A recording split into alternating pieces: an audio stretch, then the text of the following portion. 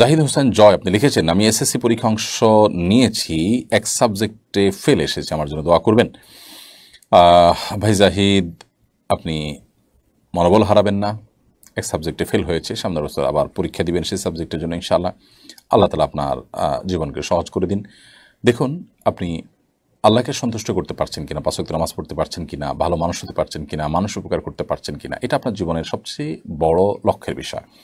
পরীক্ষা ভালো ফলাফল করা এটা আমাদের জীবনে একটা লক্ষ্য হওয়া উচিত, হতেই পারে, কিন্তু সেটা যদি কোনো কারণে মিস হয় তাতে আমার সব মিস হয়ে গেছে তা নয়। আমার হাতে অনেক কাজ করবার সুযোগ এবং অপরচুনিটি রয়েছে আলহামদুলিল্লাহ।